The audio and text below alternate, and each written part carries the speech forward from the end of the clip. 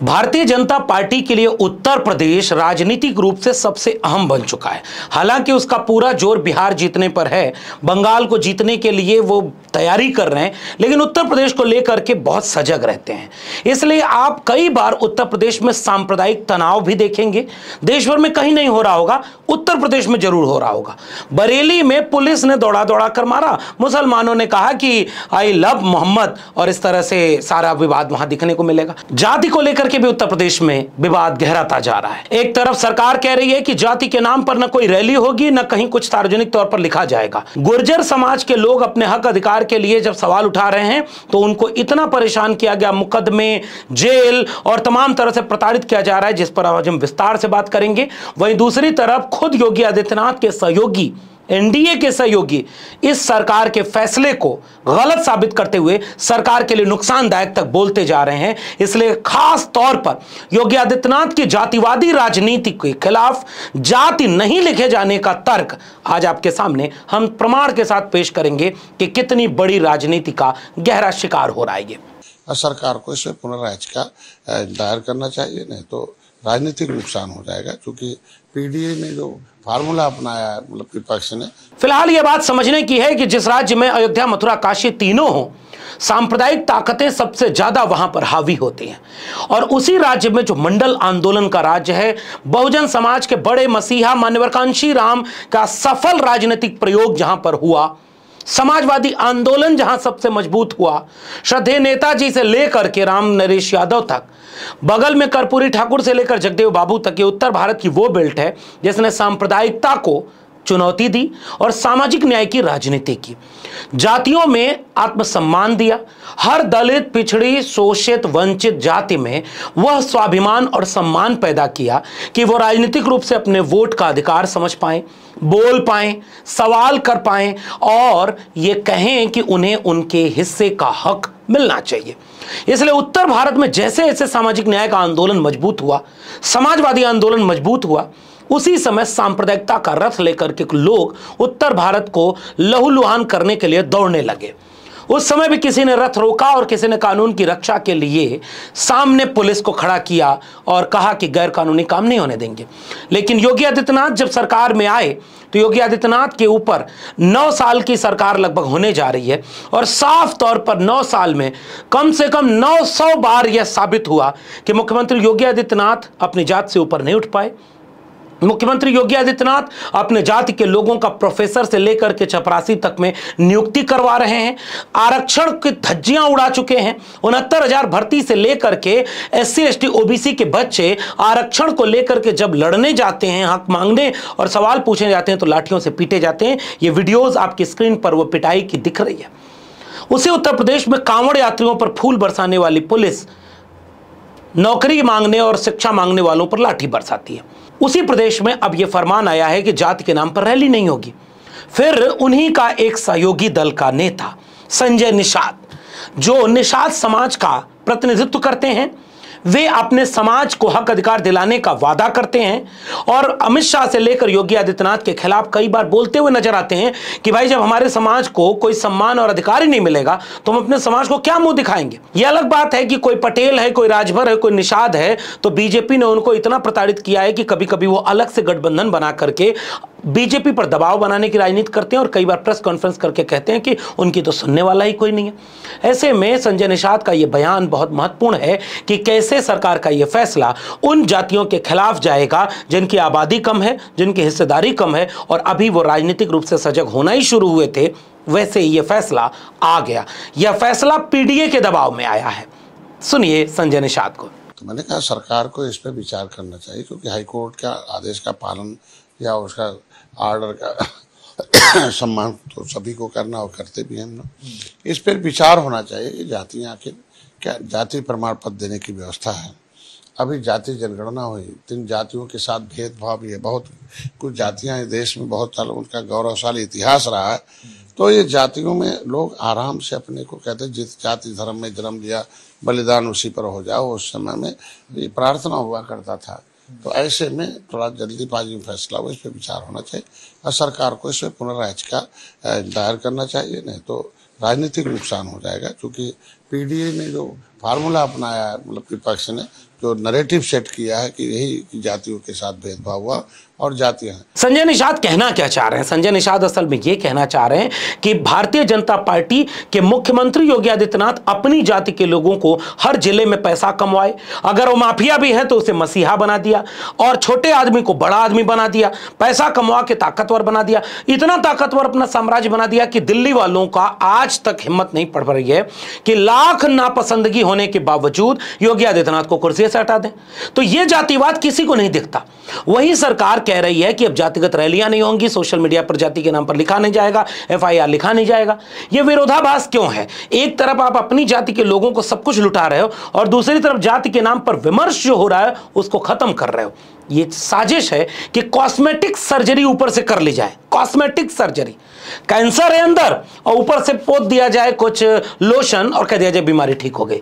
दिखेगी नहीं तो ठीक हो जाएगी। श्रद्धेय नेताजी मुलायम सिंह यादव ने संसद में भाषण देते हुए एक बार कहा था कि जाति वो गंदगी है जिसे कपड़े से ढक करके नहीं मिटाया जा सकता, छिपाया जा सकता।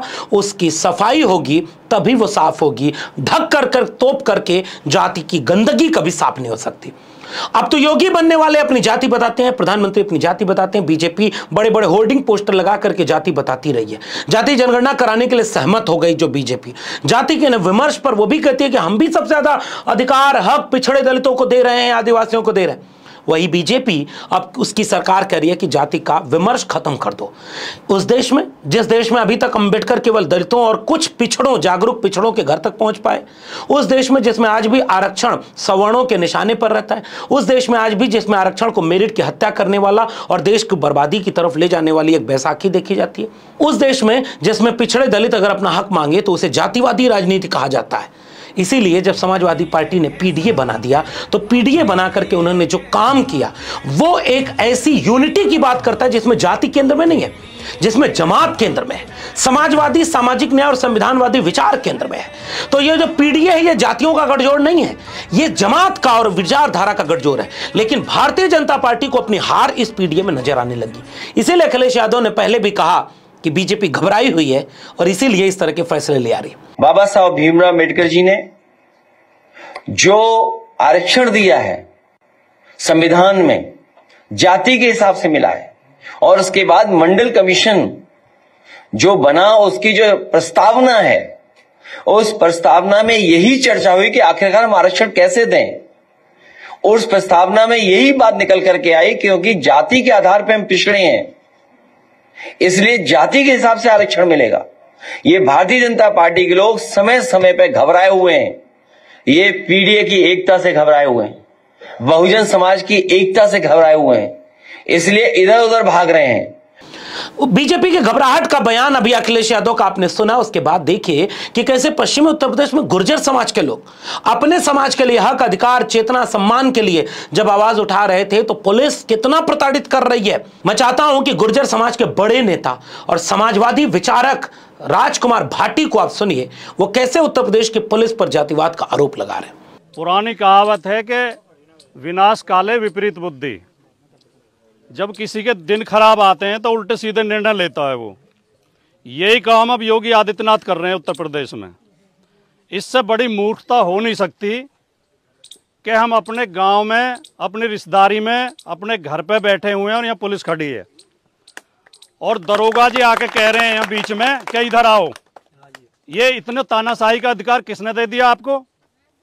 कोई क्राइम कर रहे हैं हम, कोई अपराध कर रहे हैं, कोई चोरी कर रहे हैं, कोई डकैती की योजना बना रहे हैं जिसमें पुलिस हस्तक्षेप कर रही है, और ये भी कह रहे हो फिर चलती हुई सभा में बीच मीटिंग में आके इधर आओ। आपको जो कार्रवाई करनी हो अपने कागजों में लिख लेना।